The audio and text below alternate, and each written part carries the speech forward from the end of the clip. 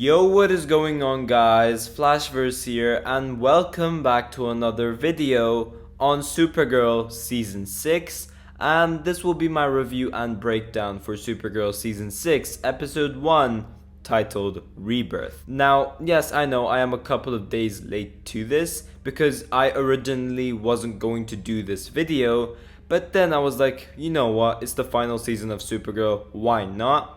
So yeah, I will be reviewing this episode. But it's just great to have Supergirl back. Honestly, I really missed this show. And seeing this episode, it just felt really good. Now, obviously, this is the last time we will have an episode 1 of Supergirl, because this is obviously the final season, and as more episodes come around, it's going to be the last time since we'll have that amount of episodes. So when episode 2 comes around, it's going to be the last time we'll have an episode 2. Which is quite sad. Yeah, it's gonna be one hell of a ride. I was there watching Supergirl since day one. So yeah, I cannot wait to see what they have for us for this final season. This episode, the premiere episode, it had some crazy stuff which I just cannot wait to talk about. Now, obviously, if you guys haven't seen the episode, spoiler alert, because this is a review and breakdown after all, so I'll be going over some major spoilers, which you certainly wouldn't want to hear from me. So if you guys haven't seen the episode, go watch the episode and come back later for this breakdown. But if you guys have seen the episode, or for those who are just staying to watch this video, be sure to drop a like on the video and subscribe to the channel so you are aware of more Arrowverse content coming your way. Now, this episode kicked off a bit rushed. We jump right back into where we left off, where we're at that Leviathan base, and due to Brainy unable to breathe inside this Leviathan ship, he's dying. And we have Nia arriving to basically save Brainy. Now, we have Brainy apologizing to Nia for the things he did, which was obviously working with Lex Luthor and basically pushing her aside. Now, Supergirl, Martian Manhunter, Alex, and Megan then arrive, and they basically take on Gemma. So we have Brainy, who is taken to safety, so he's basically able to breathe again, and Alex basically uses her Martian weapon to basically give this antidote to Brainy, so he's able to breathe normally once again. And Brainy basically comes up with a plan to use the anti-life equation to bring down Gamma Ray. Now, Supergirl then obviously yells for everyone to get out because the Leviathan ship is about to get destroyed once they took down Gamma Ray. So yeah, they leave. Now, the thing with this episode is that it felt like it was 2 episodes smushed into one, because the season 5 finale, they basically merged episode 19 and 20 together. And then for this episode, they used what was left from episode 20, which has been recently filmed. They basically merged in some episode 1 stuff with Lex Luthor as well. So that's how I think it happened, at least. So basically, it felt like 2 different storylines in one episode. Now, Lex Luthor is then with his mother, and he's basically taking all the immortality and all that energy which Leviathan had, and he puts it on himself. And when he exits the chamber, which Lillian Luthor helped him in, he now has powers. He's pretty much immortal. Now, Lex then reveals that basically all those people that were inside the virtual reality are programmed to love Lex Luthor regardless of what he does. But the ones that weren't are going to be killed from his satellite network. And Lena basically explains this in more detail with Lex's experiment with the 2 mice, where he basically does something to one of them in which that mouse's eyes glow and adores him, but then the other one explodes. So that's kind of like a taster to what Lex Luthor was going to do, but to a massive scale. Now, Lex's mother then demands that he should not kill Lena, and I absolutely love this scene when Lex then says, "Why not? She killed me first." I really like that. But Lex is then like, okay, fine, I will not kill Lena, but obviously he was still going to plan on doing that either way. Now, Team Supergirl meets to discover how to bring down immortal Lex, because he's now immortal, so there's no way that they'll be able to defeat him normally. And basically, they find out that there's this rock-like kryptonite, but works against Leviathan powers instead, so they want to use that to basically weaken Luthor. Now, Nia then ends up having this vision in which she sees Lex as the Anti-Monitor destroying the Earth. So yeah, they need to bring down Lex as quickly as possible before Lex's plan unfolds and he actually ends up killing everyone. Now Kara then ends up coming with a plan to use Myriad to basically undo what Lex did, and basically Kara trusts Lena to use Myriad. But while that is happening, Kara offers to give herself up to Lex as like a distraction so that Megan and John are able to bring down the satellites, and obviously Alex and Nia are able to get that thing which weakens Lex.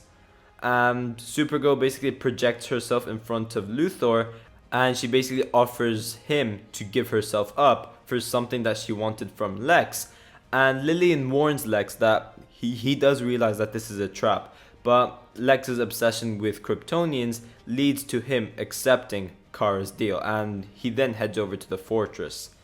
Now we then had this storyline with Obsidian becoming bankrupt, and Andrea's father basically blames Andrea for everything that happened and pretty much disowns her.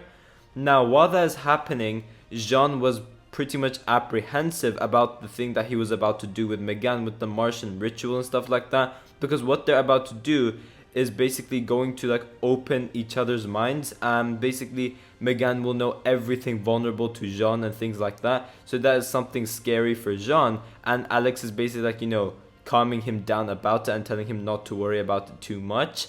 Brainy and Dreamer work on trying to, like, you know, salvage their relationship now that Brainy is able to tell Nia that he did what he had to do to basically save everyone, that he had to work with Lex Luthor and push everyone aside. But we then have Andrea suiting up as Akrata, I think her name was, and she basically uses her powers to go to her father's house.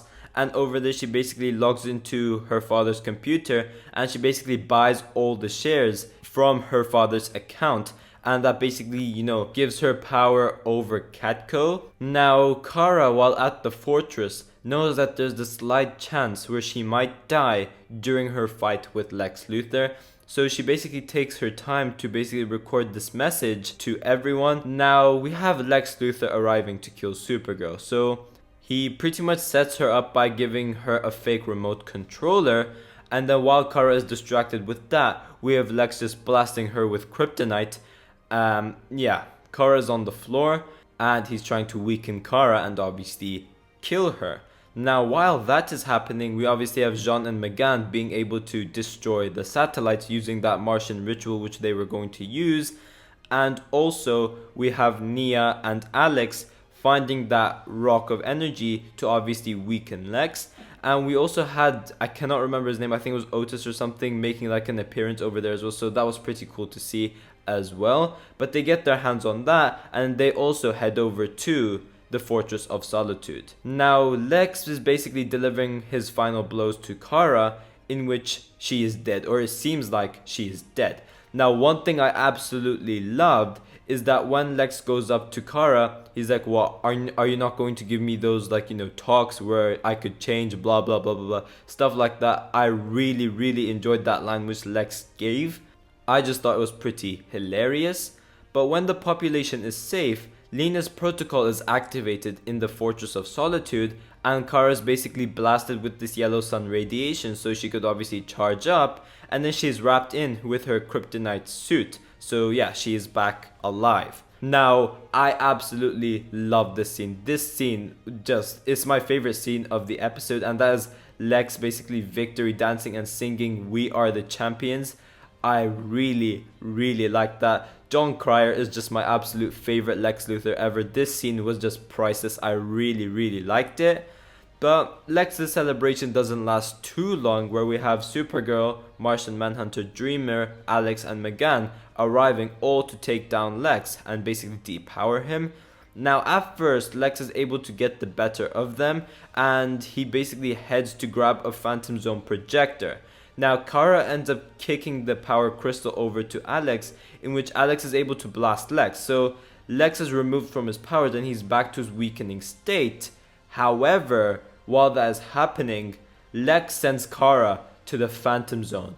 Wow, what a cliffhanger. I really like that. I just wasn't expecting it at all. That was so unexpected. Now, the reason to why this happened and Kara basically being stuck in the Phantom Zone was obviously because Melissa Benoist was at maternity leave while the other casts were still filming. So it's basically a smart way to basically separate Team Supergirl with Melissa so that she doesn't have to catch up and basically refilm the episodes which involve the other Team Supergirl members, but rather she has her own story which she could just film once she returned in the Phantom Zone. So yeah, do expect Kara being in the Phantom Zone for a while, at least like the first 5 episodes or something like that, while Team Supergirl obviously work on getting her out. But the thing is, these two different storylines will end up linking with each other because I'm guessing that the people who are stuck in the Phantom Zone will eventually end up escaping with Kara, and then Team Supergirl are going to have to work on getting them back inside of the Phantom Zone later on. That's what I'm guessing will happen, but I'm not entirely sure. Now, the thing with this Phantom Zone is there is no way getting Kara out without knowing her exact location. So yeah, that is a troubling thing which happened.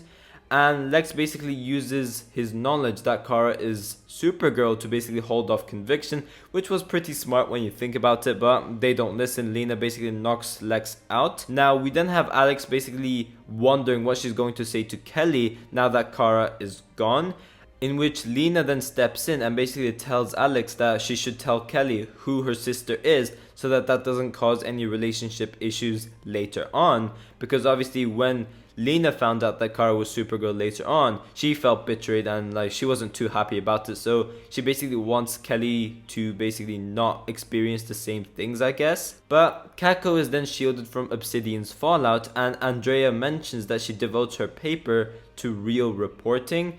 And that was basically through William, which he made possible due to him exposing Lex Luthor through Eve Tessmacher's testimony. But we then have Nia covering for Kara being gone by claiming that Cat Grant called her away on like the story, which will take a while. And we also have Lena going to jail to basically wipe the minds of her mother and Lex Luthor so that they don't reveal Kara's identity. But then the episode ends with Jean giving Alex a code name, that being Sentinel, and they are working on a way to basically go on this rescue mission to obviously get Kara out of the Phantom Zone. And then we end up getting a shot of Kara still knocked out in the Phantom Zone. So yeah, I'm very interested to see where all of this will go. Obviously through promo images, we do know that episode 2 will be the episode where Kara will meet her father inside of the Phantom Zone, so I cannot wait to see how this goes. But overall, this was a pretty good episode. I really enjoyed it. It was great seeing Supergirl come back as well. And the Lex Luthor scenes with the "We Are the Champions" thing, it was great. I really loved it. However, as I said before, the episode seemed a bit rushed and a lot was going on. So overall for this episode, I will give a 7.5 out of 10. But yeah guys, thanks for watching. If you guys have enjoyed the video, please give a like and subscribe. Tell me in the comment section down below whether you guys enjoyed the episode. I'm always interested to see all of your thoughts towards everything. So yeah, be sure to share me your thoughts in the comment section down below. And yeah, I will see you guys in my next video.